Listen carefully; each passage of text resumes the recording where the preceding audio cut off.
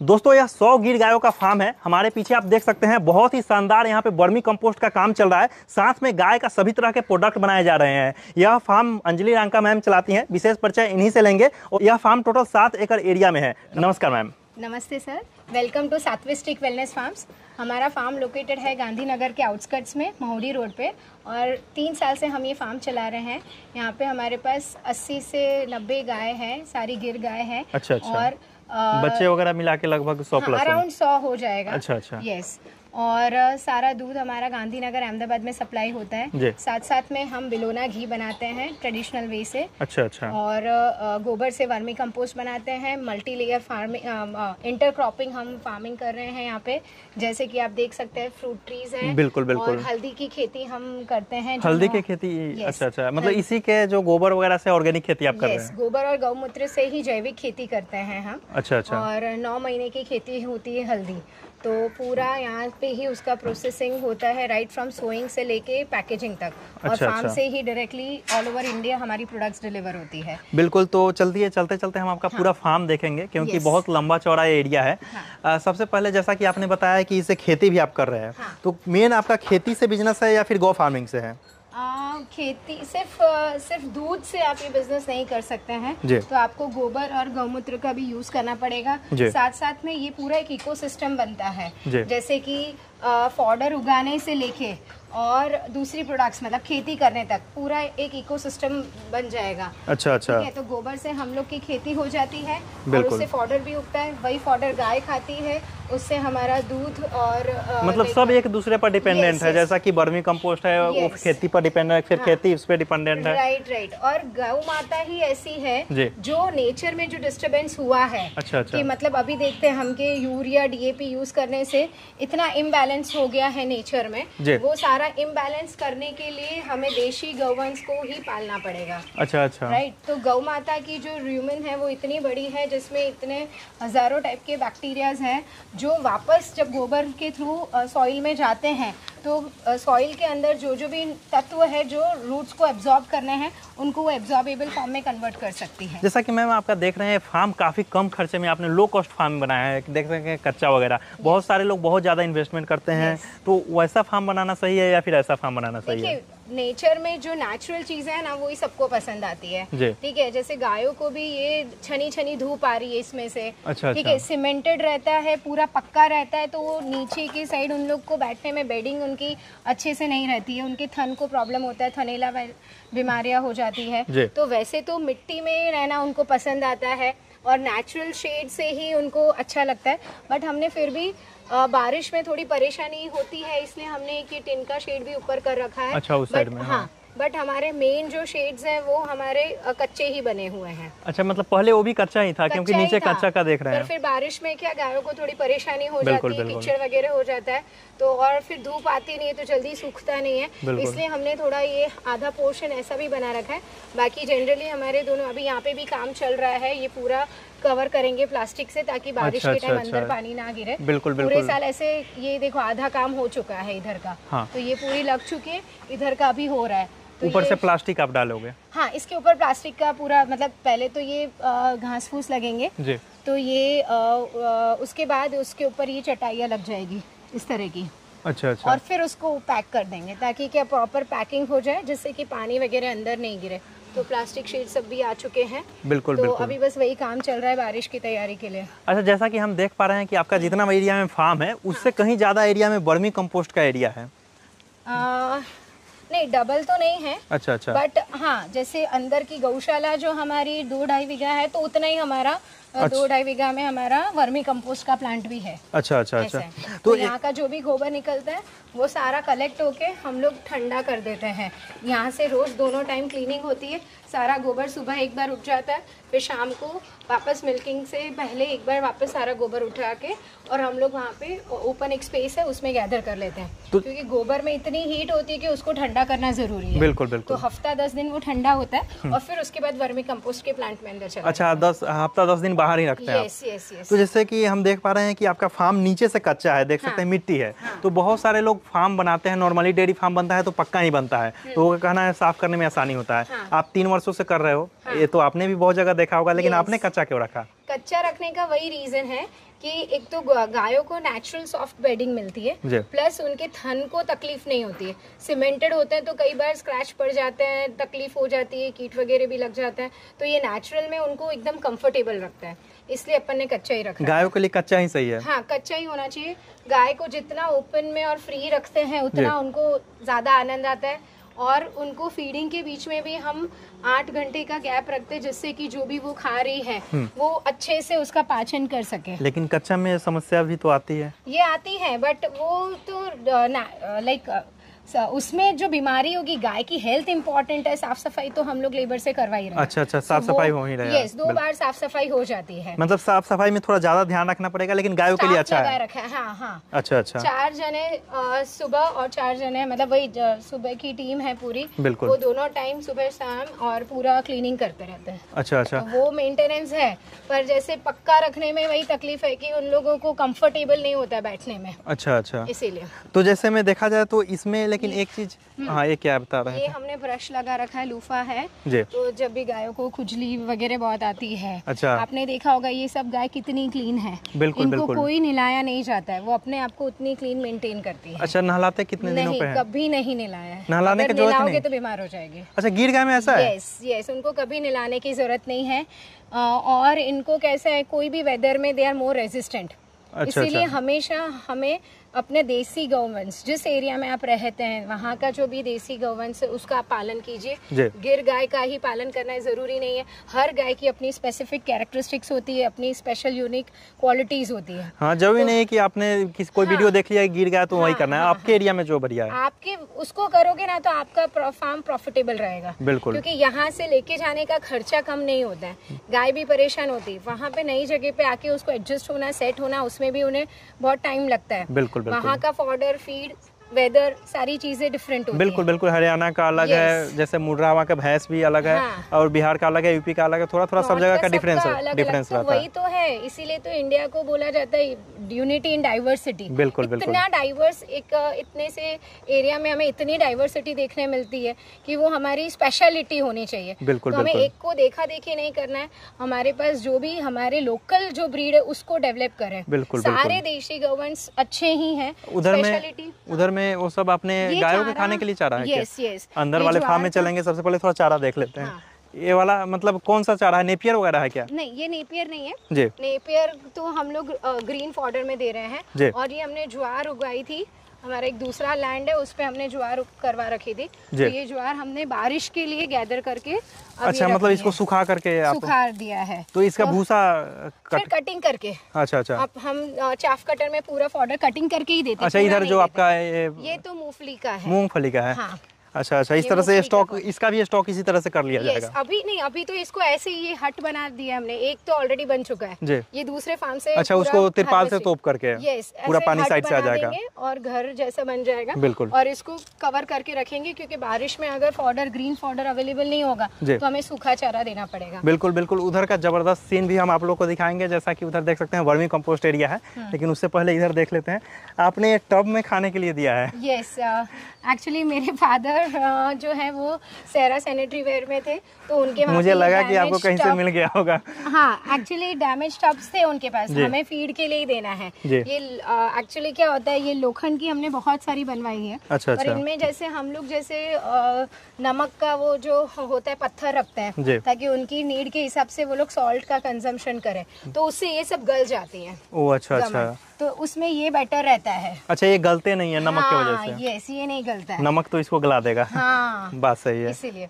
तो हम लोग के पास ये है, टब्स पड़े हैं, तो हमने उसका यूज किया, स्टैंड्स नीचे लगवा दिए, तो ये सस्ता जुगाड़ हमने किया है। लेकिन जिनके पास नहीं है उनको तो महंगा पड़ जाएगा। नहीं, पर तो भी ये जो सेकंड लाइक जो डिफेक्टिव पीस होते हैं ना, वो आपको फ्रेश पीस की बात तब थोड़ी चाहिए। बिल्कुल, तो इसमें वही फॉडर ही डालना है। अच्छा। तो इसलिए हम लोग ये यूज कर रहे हैं। जैसे फॉडर में देखे कि यहाँ पर सब साथ में खा रही है, लेकिन उसमें मैंने देखा कि सबका अलग अलग बास्केट दिया हुआ है। यस, वो क्यों है, क्योंकि हम एक टाइम उन लोगों को क्या फीड किसने कितना खाया, बराबर खाया है कि नहीं खाया है, वो सब ऑब्जर्व हो सके, इसलिए एक टाइम बांध के देते हैं और एक टाइम ओपन में ही देते हैं, ताकि उन लोग को कॉम्पिटिटिव भी होना चाहिए। आपस में बिल्कुल ओके, इजीली मिल जाएगा तो फिर वो खाएंगे नहीं। और दूसरा हमारा भी ऑब्जर्वेशन रह सके इजीली कि भाई किसने कितना खाया, बराबर खा रही है कि नहीं, कोई तकलीफ है कि नहीं, क्योंकि गाय एक बार हेल्थ तो उनकी बराबर चल रही है, वो ऑब्जर्व करना आपके लिए बहुत जरूरी है। बिल्कुल बिल्कुल। नो डाउट टैग्स और सब आ गए हैं आजकल, बट हर कोई वो अफोर्ड नहीं कर सकता, वो बहुत महंगे भी पड़ते हैं। आपने टैग किसी में नहीं लगा रखा? नहीं, हमने सिर्फ टैगिंग किया हुआ है, वो जीपीएस वाले जो आते हैं, जो अच्छा, खुद के नंबरिंग के लिए आपने रखा? हाँ, वो नंबर जो उनकी हेल्थ रिकॉर्ड करते हैं वो अभी हमने नहीं लगा रखे। सो हम लोग का मेन क्या होता है कि मिल्किंग के टाइम भी पूरा ऑब्जर्वेशन रहे, फीड बराबर कर रही है कि नहीं वो ऑब्जर्वेशन रहे, टाइम टू टाइम इनका डिवॉर्मिंग होता है, टाइम टू टाइम इनका जब बेबीज बॉर्न होते हैं तो वैक्सीनेशन हम करवाते हैं प्रॉपरली, ताकि कोई बीमारियां ना हो। आज इतना बड़ा हर्ड है तो हेल्थ मेंटेन करना एक बहुत बड़ा चैलेंज होता है, तो वो फोकस करना जरूरी है। पहले साल में हमारी इतनी डॉक्टर्स की विजिट होती थी। अच्छा। और वो धीरे धीरे हम चाहते हैं कि हम तभी आगे बढ़ पाएंगे जब ये डॉक्टर्स की विजिट्स कम होगी। तो इसके लिए हम उनको सब हर्ब्स भी खिलाते हैं।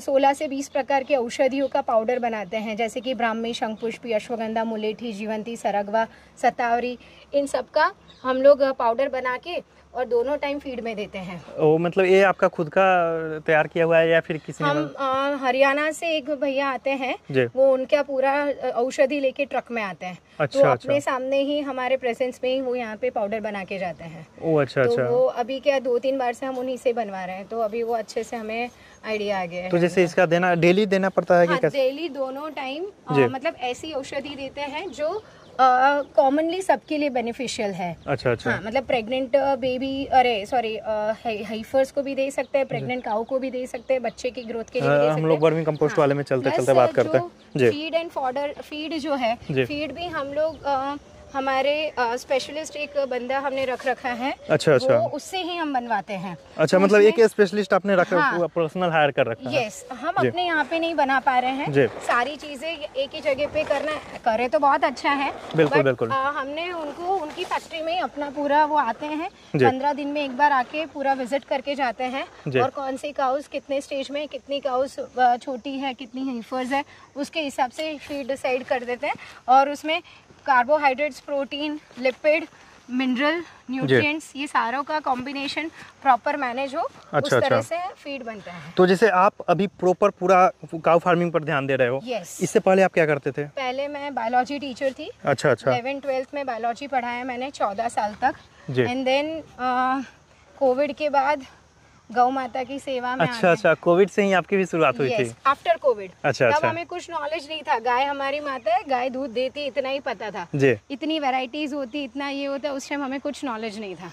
अच्छा, ये मतलब पूरा एरिया हो गया। जैसे कि आपने देखा कि यहाँ पे हमारे गोबर के हीप्स बने हुए हैं। इसके बारे में थोड़ा हमें समझाइए। इसके बारे में कुछ नहीं पता, जो लोग नहीं जानते वो कैसे है? अच्छा, वर्मी कंपोस्ट जैसे कि गोबर की बहुत सारी चीजें बनती है। जैसे कि आपको मैंने बताया कि गाय खाली दूध से आप सर्वाइव नहीं कर पाएंगे। बिल्कुल। चलो हम लोग 100-120 रुपए लीटर दूध दे रहे हैं, आप सर्वाइव कर जाओगे, लेकिन जो लोग के यहाँ 40 रुपए 50 रुपए लीटर है, तो क्या गोबर से बहुत सारी चीजें तो बनती है, पर गोबर के लिए भी आपको बनाने के लिए भी टेक्निक्स चाहिए, इतना लेबर चाहिए, इतना उसका मार्केट भी चाहिए। बिल्कुल। तो अभी हम ऑलरेडी हमारे फार्म पे 25 लोग तो काम कर रहे हैं। तो गोबर के प्रोडक्ट्स बनाने के बजाय हम वर्मी कंपोस्ट, क्योंकि हम चाहते हैं कि लोग एक बार देखो, यूरिया और डीएपी का सोल्यूशन तो ढूंढना ही पड़ेगा, और नेचुरल वो जैविक खेती से इजीली होगा। आज हम इतना कमा के अगर सारा पैसा डॉक्टर्स को स्पेंड करें, मेडिसिन लाएं, हॉस्पिटलों में धक्के खाएं, वो पीस नहीं है। बिल्कुल ठीक है। शांति और सुकून कब मिलेगा? अच्छा और सात्विक फूड खाओगे तो ही आपको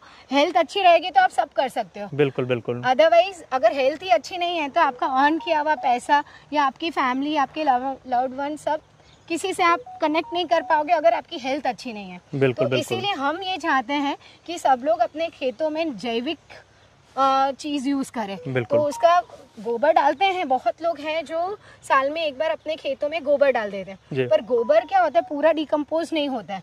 अगर वर्मी कंपोस्ट डालेंगे ना, तो वर्मी कंपोस्ट से क्या है कि वो एकदम एब्जॉर्बेबल फॉर्म में होता है। अच्छा, मतलब तो गोबर है लेकिन पूरा मतलब उसमें डिकम्पोज होकर उसको पूरा फायदा नहीं मिल पाता। यस, इसमें क्या है कि हमने जो अर्थफॉर्म्स यूज किए हैं वो ऐसे अर्थफॉर्म्स हैं कि जो गोबर को खाते हैं, मिट्टी को नहीं खाते हैं। अच्छा। तो पहले तो इसका जो एक्सक्रीटा होगा उसमें सारे एब्जॉर्बेबल फॉर्म में मिनरल्स होंगे, जो गोबर खेत में डालेंगे तो वो डिकम्पोज हो जाएगा और प्लांट को इजीली मिल जाएगा।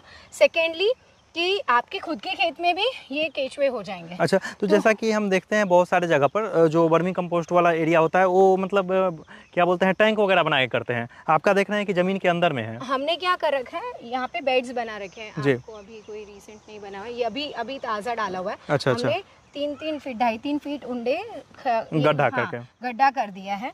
और उसके अंदर हमने नीचे सबसे पहले नीचे लेयर जो लगाया है वो कच्चे घास वगैरह वेस्ट जो अपने फार्म का है वो लगा दिया। उसके बाद हमने उसमें गोबर डाल दिया है। अच्छा। और गोबर को पूरा ऐसे हीप बना देते हैं। अब जैसे जैसे आप पानी डालते हैं ना, ये देखो तो अभी ताज़ा बैठता जाएगा। हाँ, ये ताज़ा डाल रहे हैं। तो अभी ये एकदम कच्चा है, जो हमने ठंडा किया हुआ गोबर है ना, देखो हम लोग का यहाँ से। अच्छा, उस साइड में ठंडा किया हुआ है। हाँ, नया ऐड होता जाएगा, वो पीछे होता जाएगा और जो ठंडा होता जा रहा है वो ही डालते जा रहा है। अच्छा, और जब ये एकदम पूरा खत्म हो गया, I mean this is almost ready. अच्छा, अब ये निकल जाएगा। अच्छा, इसको अब निकाल लिया जाएगा। और वहाँ पे ये देखो फर्स्ट लेयर इस साइड में। हाँ, उस साइड में है, जैसे वो निकाल करके रखा हुआ है क्या? हाँ, यहाँ से कलेक्ट होता जाता है क्योंकि पूरे प्रोसेस में 45 डेज लगते हैं। अच्छा, 45 डेज तक रहेगा। उसमें से 10-15 दिन हमारे 10 दिन तो हमारे बाहर ही हो जाते हैं। अच्छा, तो यहाँ से निकलता जाता है, मतलब हमारा प्रोडक्शन एनी टाइम चालू है जी, क्योंकि साइकिल पूरी मेंटेन हो रही है। अब ये पूरा निकल चुका है, इसको मॉइस्ट रखना जरूरी है। क्योंकि इसके अंदर अर्थवर्म्स के एग्स वगैरह हैं। अर्थवर्म्स हम लोग जब लेते हैं ना यहाँ से, तो वो नीचे चले जाते हैं। तो जब हम 2 दिन, अब पता है कि अब ये रेडी हो गया, तो अब इन लोग ने पानी डालना बंद कर देंगे। अच्छा। तो पानी डालना बंद कर देंगे तो गर्मी की, और ये हमने इस तरह से ये नेट लगा रखी जो 25% धूप देगी यहाँ पे। अच्छा, ये नेट से, ग्रीन नेट से? यस, 25%। क्योंकि दे आर वेरी सेंसिटिव, तो अगर ज्यादा तेज हीट होगी तो वो अर्थवर्म्स ही मर जाएंगे। ये कितना बाई कितना का एरिया है आपका? एग्जैक्ट एरिया तो मुझे नहीं पता। पहले हमने फर्स्ट हाफ लगाया, आधा करके बनाया। हाँ, फिर हमको इसमें जब सक्सेस मिली तो हमने सेकंड एक्सटेंशन भी कर दिया। बट टोटल ये जो पूरा एरिया है वो 1.5 बीघा है, 1.5 से 2 बीघा है पूरा। राइट, ये भी हम अगर यूज कर लेते हैं तो यहाँ पे इनका कलेक्शन होके वहाँ पे फिल्ट्रेशन होता है और यहीं पे पैकिंग। अच्छा, तो जैसे ए वाला इसे निकाल करके ए रखा गया, यहाँ से फिल्टर करके वो रखा गया। ये यहाँ से छनेगा जी, यहाँ पे जो गैदर हुआ वो मशीन है, उसमें डाल करके छनेंगे। यस, छनने के बाद ये एकदम इसका आपको चाय पत्ती का जैसा पूरा एकदम पतला हो जाएगा। हाँ, टेक्सचर। और ये जैसे जैसे हम रोज इसको मेंटेन करते हैं, मॉइस्चर देते रहते हैं। अच्छा, तो जैसे इसको आप सेल कर रहे हो? यस, ये हमारा ऑन ऑर्डर जाता है। तो ऑन ऑर्डर जैसे खुद के ब्रांड नेम के साथ पैक करके स्टिक के नाम से जाता है। अच्छा, जिसको भी चाहिए वो यहाँ पे आके ले जाता है जी। Up to 100 bags, within 100 bags लेते हैं तो 300 रुपए पर बैग है। अच्छा। और 100 बैग से ऊपर जाता है, 50 किलो की एक बैग रहती है, 100 बैग से ऊपर का ऑर्डर होता है तो हम लोग 250 रुपीज पर बैग के हिसाब से देते हैं और उसमें उनका ही पिकअप रहेगा। अच्छा, पिकअप मतलब ट्रांसपोर्टेशन का उनका। हाँ। मतलब 300 रुपया 50 केजी का बैग का। यस। मतलब देखा जाए बाहर के अगर आप लेने जाओ जो भी खाद यूरिया वगैरह उसके कंपेयर में तो सस्ता ही है। और प्लस जितना आप ये खेत में डालोगे ना उतना कम डालना पड़ेगा। मतलब देखा जाए 6 रुपए केजी के हिसाब से आपका जा रहा है। यूरिया डीएपी आप डालोगे ना तो इस साल आपने जितना डाला उससे नेक्स्ट ईयर बढ़ाना पड़ेगा आपको। बिल्कुल। तो आपका कॉस्ट बढ़ता जा रहा है। ये आप डालोगे ना तो आपका कॉस्ट घटता जाएगा, प्लस आपका लैंड जो है वो फर्टाइल होता जाएगा, प्लस आपका जो प्रोडक्शन आ रहा है, ठीक है, शायद एक आध साल आपको थोड़ा। बिल्कुल इसके बारे में तो किसानों को पता है कि ये इससे काफी सारा प्रॉफिट है। अच्छा, एक बात बताइए, जैसे ये आपने सेटअप किए हुए कितना, 1 साल 1.5 साल हो गया? 1.5 साल। तो जैसे अभी तक आपको पूरा डेटा मिल चुका होगा, आपको डेयरी फार्मिंग से ज्यादा प्रॉफिट आ रहा है या फिर इसमें कंफर्म? अच्छा, इससे ज्यादा आ रहा है। तो अगर देखा जाए ओवरऑल तो आपके फार्म का टर्नओवर क्या होगा? अभी तो आपने कैलकुलेशन नहीं पे ही पहुंचे हैं। ब्रेक इवन यानी कि जितना खर्चा किया था वो अब रिकवर हो गया। हाँ, पर अभी प्रॉफिटेबल नहीं हुआ है क्योंकि अब 3 साल अभी हुए हैं तो अब हमारी जो फर्स्ट जनरेशन की बच्चियां थी अब वो बियानी चालू हुई है। अच्छा, तो अब उससे प्रॉफिट होगा। और वैसे भी देसी गौवंश में क्या होता है कि 6 महीने ही गाय दूध देती है और 6 महीने आपको उसका कैरी करना है। बिल्कुल। तो और अपना कैसा है कि जैसे आफ्टर डिलीवरी जब मिल्क आता है तो तब अपन को दूध देना शुरू होती है गाय, फिर उसके बाद 3-1 महीने होते हैं तब हम उसे वापस कंसीव करवा लेते हैं। देखा जाए तो जैसे आपका कॉस्टिंग भी काफी ज्यादा है क्योंकि आपने लीज पे जमीन ले रखा है, तो जैसे टोटल इन्वेस्टमेंट क्या है? जैसे ब्रेक थ्रू आपने बोला तो जैसे टोटल इन्वेस्टमेंट क्या है आपके फार्म का? 2 CR प्लस होगा। 2 करोड़ प्लस का। हाँ। तो जैसे 2 करोड़ आपका जो इन्वेस्टमेंट था वो रिकवर हो चुकी है? हाँ, मतलब ऐसे बोल रहे तो रिकवर भी हो गया, पर हम आगे भी नया नया कुछ कर रहे हैं। अच्छा, उसमें लगाते जा रहे हैं। हाँ, लगाते जा रहे हैं। अच्छा, जैसा कि अभी नया नया प्रोडक्ट भी काफी सारा आपका देखे हैं। अभी ब्रांडिंग के साथ अपने ब्रांड नेम के साथ आप सेल कर रहे हो। अभी जैसे ऑल ओवर इंडिया हमारे प्रोडक्ट्स जा रहे हैं, तो डिजिटल मार्केटिंग वगैरह भी कर रहे हैं। बिल्कुल बिल्कुल। फिर जो भी प्रोडक्ट्स हैं हमारे, बिजनेस का पैसा बिजनेस में ही लगा रहे हैं आप। लगाना तो पड़ेगा, तो ही हम उसमें से आगे बढ़ पाएंगे। बिल्कुल बिल्कुल। और गायों का मेंटेनेंस भी बहुत हाई होता है, उनका केयर। आपके पास देखा जाए तो करोड़ों की गाय भी हैं, संख्या तो बढ़ा है, करोड़ों की गाय भी हो चुकी है क्योंकि इन्वेस्टमेंट के बाद वो भी तो प्रॉपर्टी है। अगर देखा जाए तो वही प्रॉपर्टी है हमारी। अभी देखा जाए तो एक गाय अगर गिर गाय देखा जाए तो क्या कॉस्टिंग में आती होगी? On an average you can say 1 lakh के आसपास। 1 लाख के आसपास। तो 100 प्लस गाय भी है आपके पास, हो जाएगी। 2 लाख की भी आती है, 50,000 हाँ, उसमें जो हेवी है उसकी कॉस्टिंग भी जानी है। एवरेज मान के चलते हैं। बहुत हेवी गाय हमने नहीं परचेज की है, लाख रुपए के आसपास, 80-90 लाख के आसपास की ली हुई है। कोई भी ब्रीड लो, कैसे भी लो, मेंटेन तो आपको करना है। बिल्कुल। बहुत अच्छी वाली गाय ला दी पर आप उसको मेंटेन ही नहीं कर पाएंगे तो वो कोई मतलब नहीं है। बिल्कुल बिल्कुल। आखिर में आप उसका पालन पोषण कैसे करें, वो बहुत इंपॉर्टेंट रोल प्ले करता है। बिल्कुल बिल्कुल। क्योंकि किसान से या जिससे भी आप लाएंगे वो तो बोलेगा इतना दूध देती, पर आपके यहाँ पे आके उतना आ रहा है कि नहीं, वो बहुत इंपॉर्टेंट होता है। बिल्कुल बिल्कुल।